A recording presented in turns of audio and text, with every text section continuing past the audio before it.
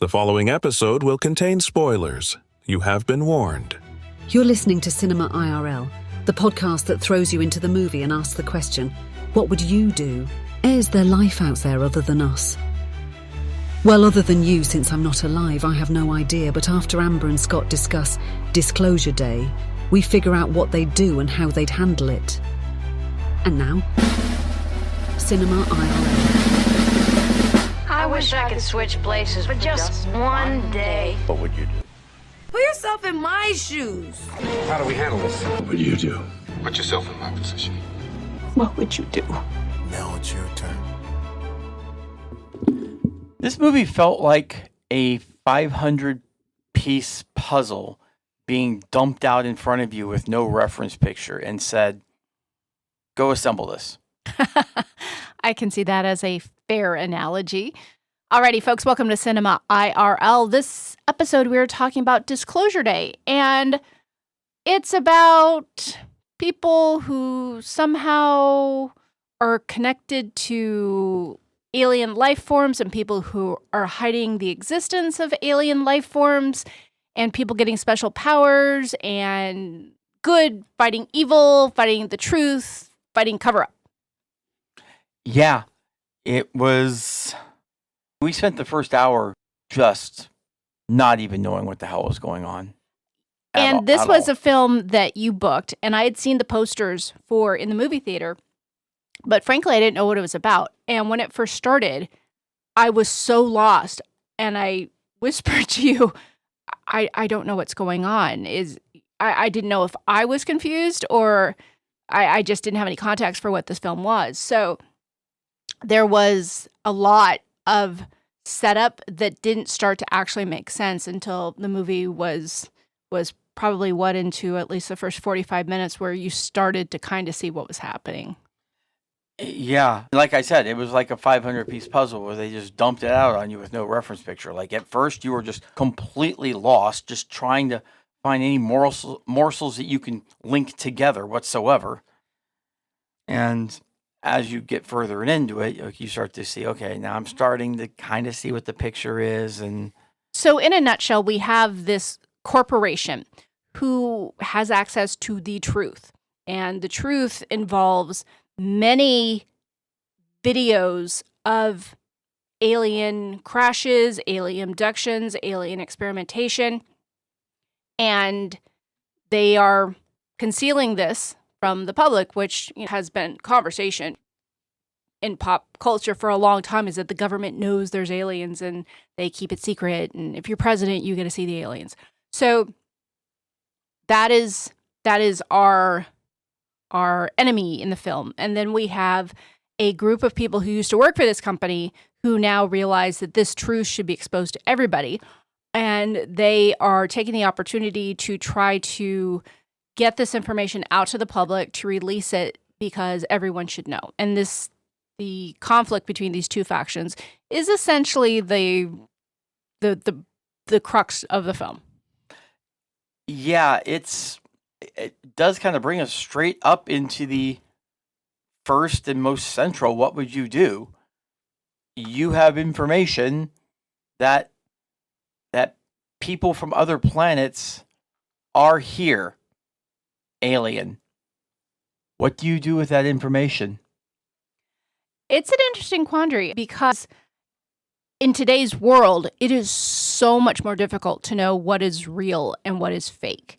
And if you're working for this very well-established, well-funded, huge organization, and they have access to the information, there is implied credibility here because they are protecting the information. So if I was working for this company and I found out that aliens had landed on Earth, that they had been taken into custody by the government and cruel experiments were conducted on them, and I knew this to be true, I do believe that I would have a moral obligation to come forward with that information and share it with more people because we are one little planet in a solar system that's part of a whole larger universe. And because we think that way, we are also very selfish and narrow-minded. And letting Earthlings know that there is life outside of us, that we are part of something, I think changes everything. Yeah, you certainly are anti-cruelty in general, as I think at this point I am as well.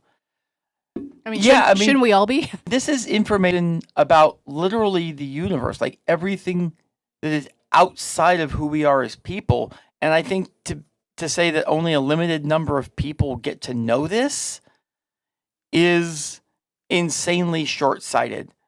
So, yeah, I actually do agree with you. I think there is a moral obligation to get this information out so that people can do with it what they will. So this film centers around two primary characters. There's several lead characters here, but two primary ones. And one is Margaret, and she is a weather person at a TV station, and the other one is Daniel, who is really good with data, has been incarcerated for doing cyber crimes, yes, and has since been released. And he worked at this company, and he has been one of the faction of people who has now turned against it. And where things start getting interesting is Margaret is in her home. Her partner opens up a window. A red cardinal comes in the window, lands on the table, looks at her. There is kind of a wind that blows through her hair that doesn't seem to affect the guy. And all of a sudden, she is speaking different languages. Yeah. So all of a sudden, like her boyfriend's talking to her and she starts talking to him in Russian. And doesn't seem to realize it because he is very confused over what's happening. And she just kind of runs out the door. And that is the first of a series of things that happens to her. And she can't explain what's happening.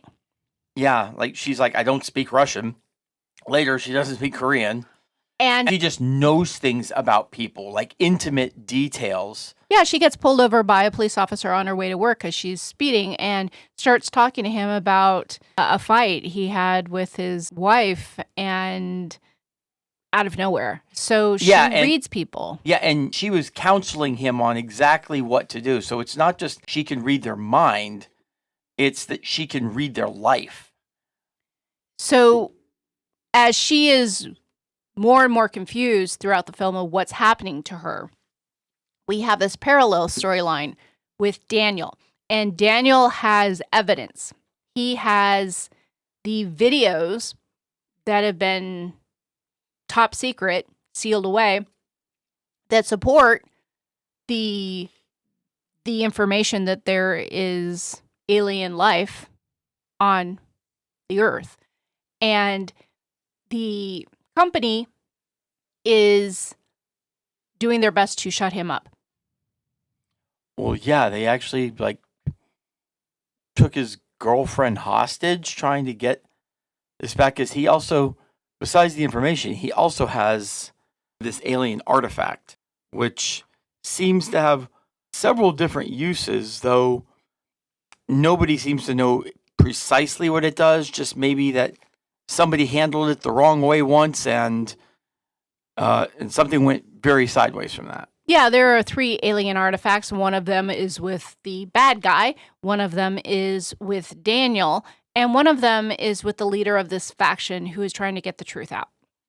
And they allow you to drop into other people's minds and create kind of illusions. And they can even make things seemingly disappear to others. So all kinds of incredible things that we done with them that I doubt we even scratched the surface on. Oh, yeah. They made an entire warehouse with 43 people and 2 fire trucks invisible.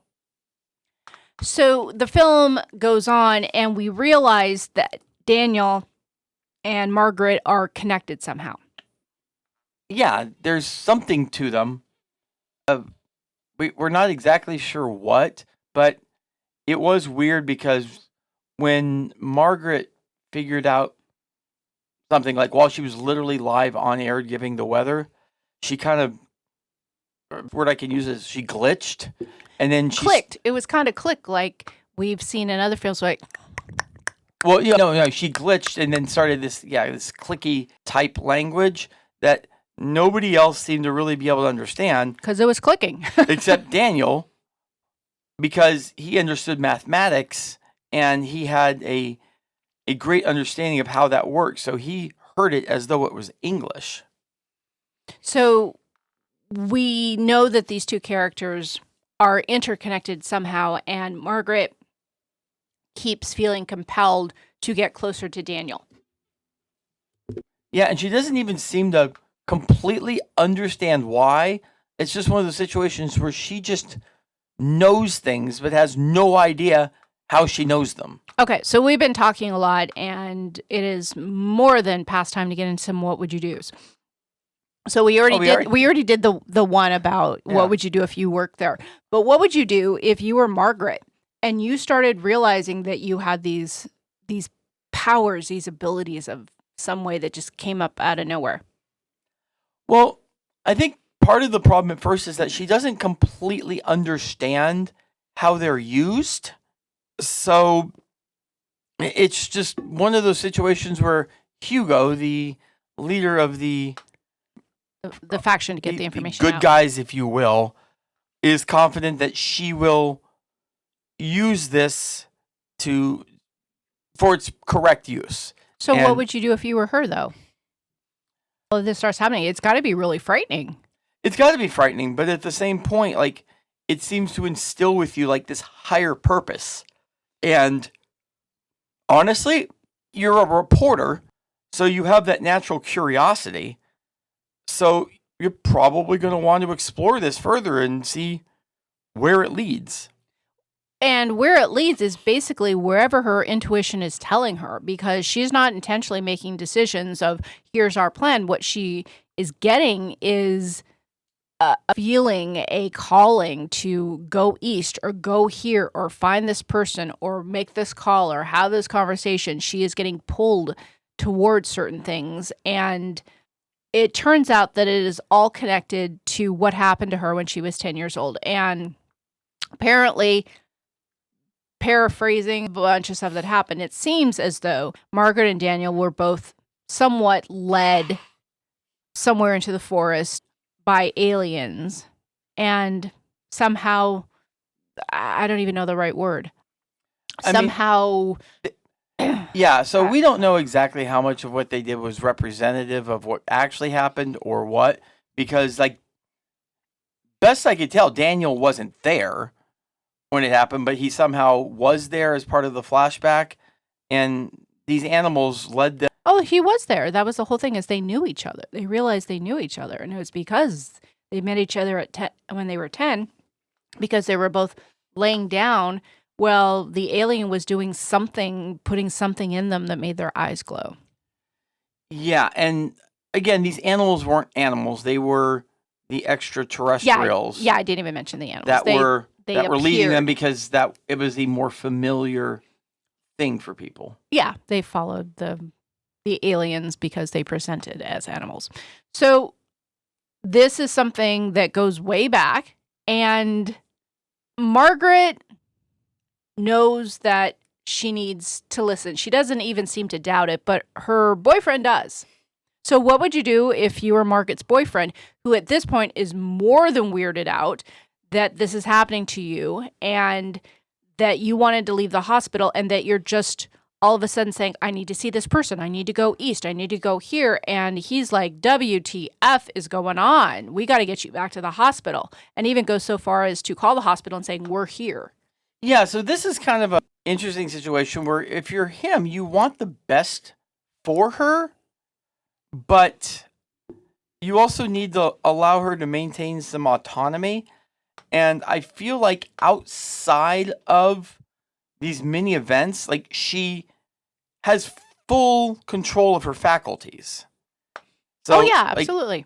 Like some of the things that she's saying to do are like a little weird, but it's not like grab a knife and start stabbing yourself or stab someone else. Like, it's not like seemingly harmful. Yeah, she doesn't seem to be a danger to herself or others. And at the hospital, she had an MRI, and there doesn't seem to be anything wrong. Like, she didn't have a stroke. There doesn't seem to be brain damage. She seems perfectly rational, but she is called to these places and these things and this information. Yeah, I'd finally just tell him, listen, I don't expect you to believe anything of what's going on. It's way too weird, even for me. So Meet you back at the house in a couple of days. if you're going to continue with me, you need to understand that I'm going to do things that you're not going to understand, and you're going to have to be okay with it. And if you're not, you can hang here, and I'll go do what I need to do, but I can't have you sabotaging me. And Margaret skips that conversation and ditches him and moves on with what the work she has to do, which probably was the good decision. Well, yeah, because she had already kind of frustrated him to a point that, like, I don't think he was able to listen to reason at that point. He had just kind of gotten to this point where he thinks she's loony. So I was going to fast forward toward the end of the movie, unless there was something you wanted to talk about somewhere between where we are and what happens at the broadcast studio. Yeah. There's this scene where they're trying to get to Daniel, Who's they? like the bad guys, Okay. and they're able to use this artifact to find out information about where they actually are, Yeah, this alien artifact. working through the girlfriend. Yeah, allows the bad guy to pop into Noah.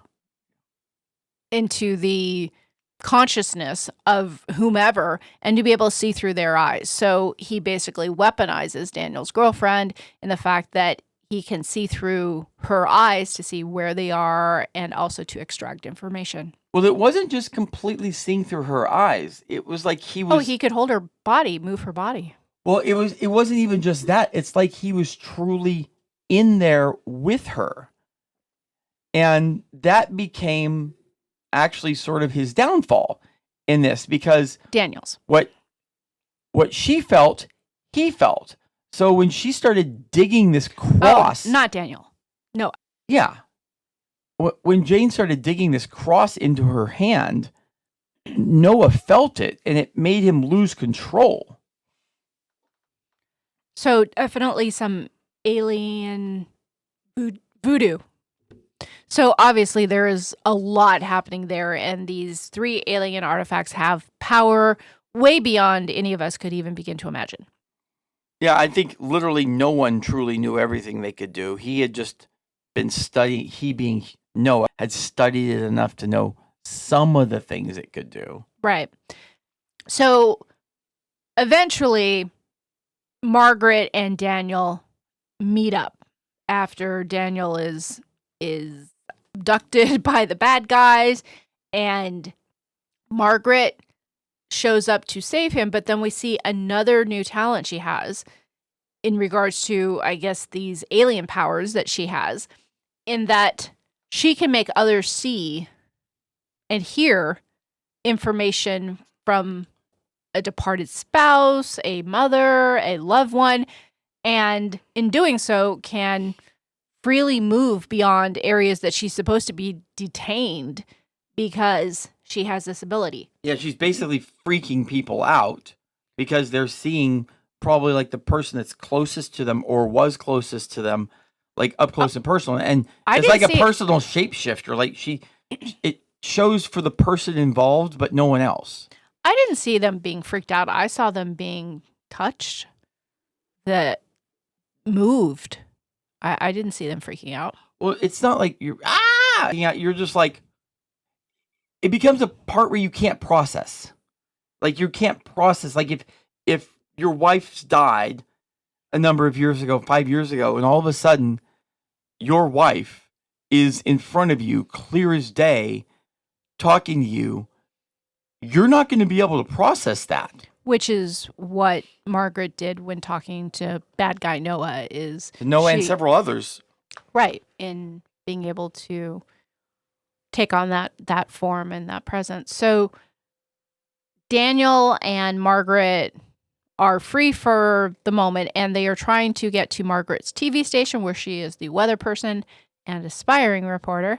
And they are going to release all of these videos that have been collected since, 1947, I think it was? Yeah, 1947 is correct. And get it out into the public.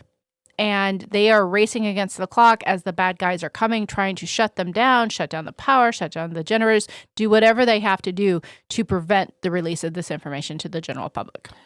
Yeah, and at first, obviously, the producer is like, what's going on? And then she tells him... At the TV station, yeah. She tells him things that only he could really know and understand.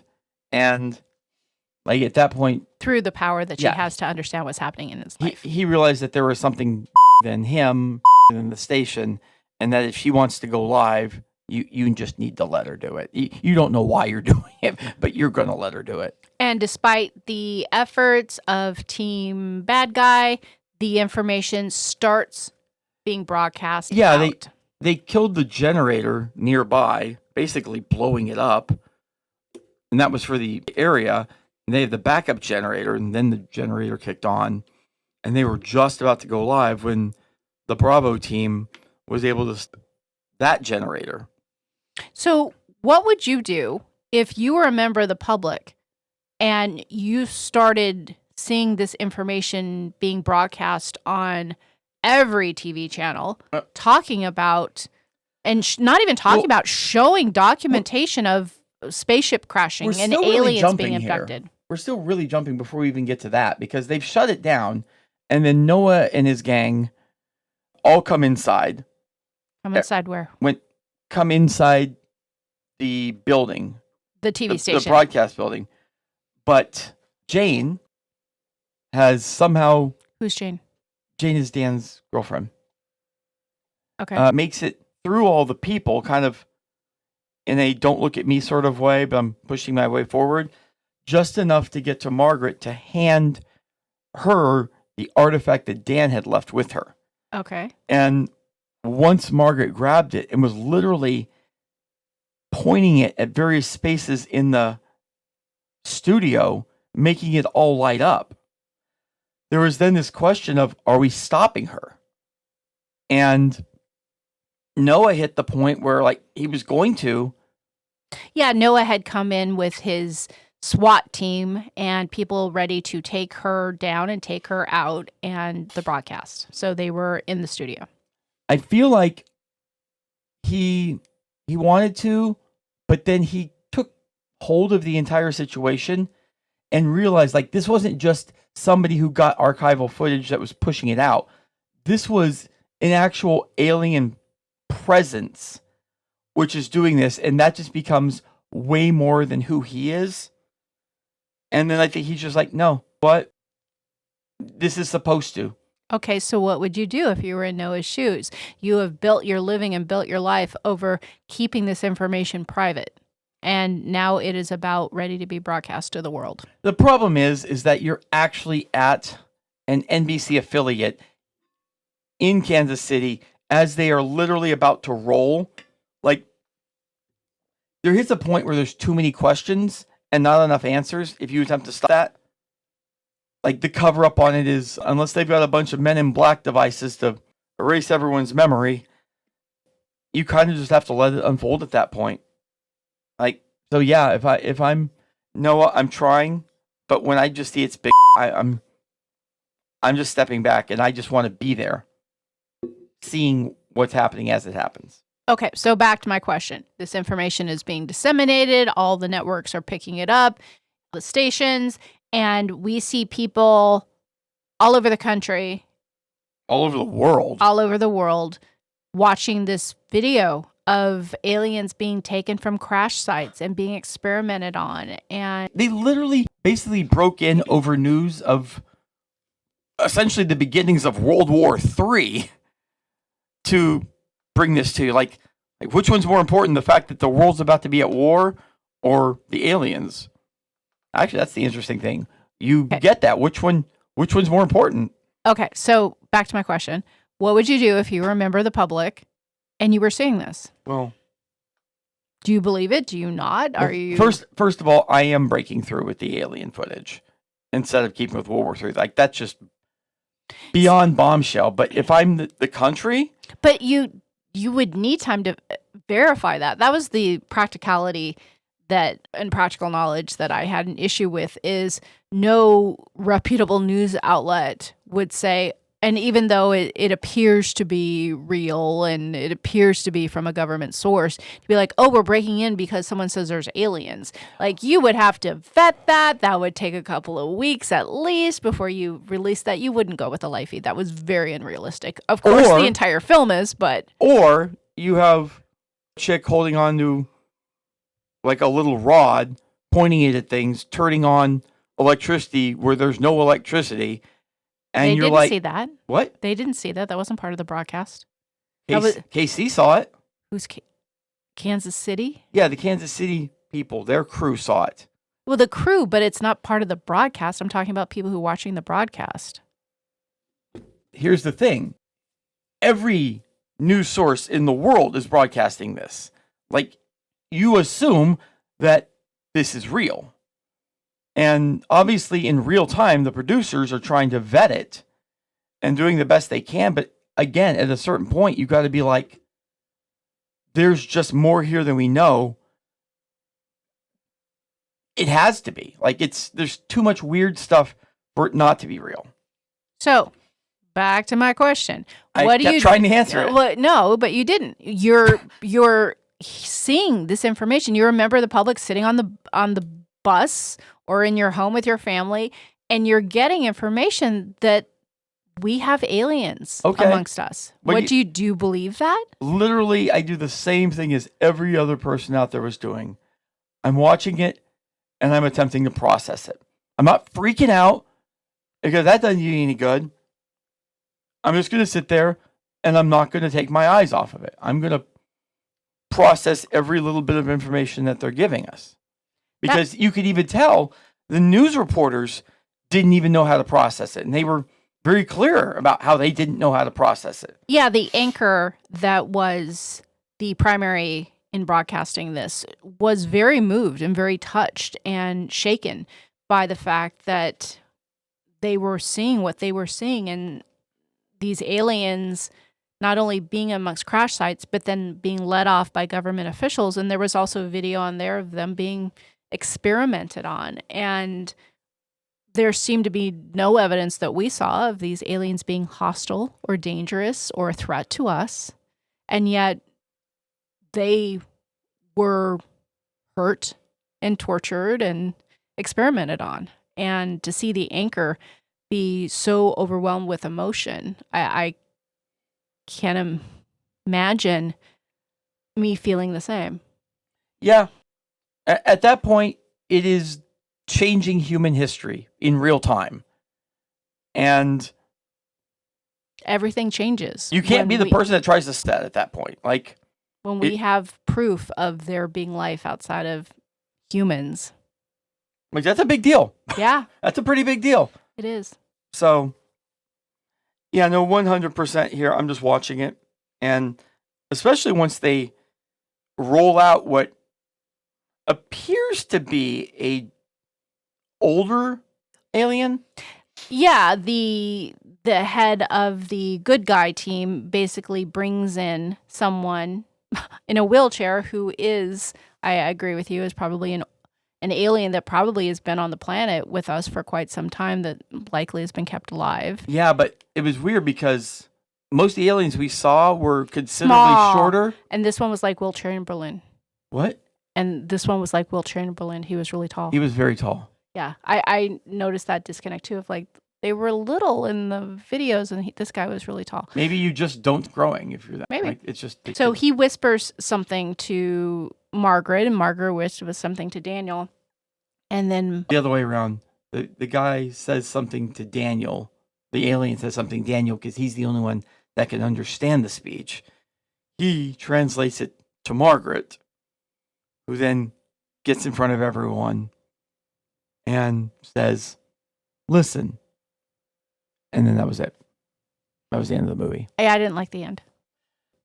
Listen to what? It was just a little too obscure for me. it was basically, we are now going to, instead of just seeing archival footage, we're literally going to tell you what this other civilization is saying to us.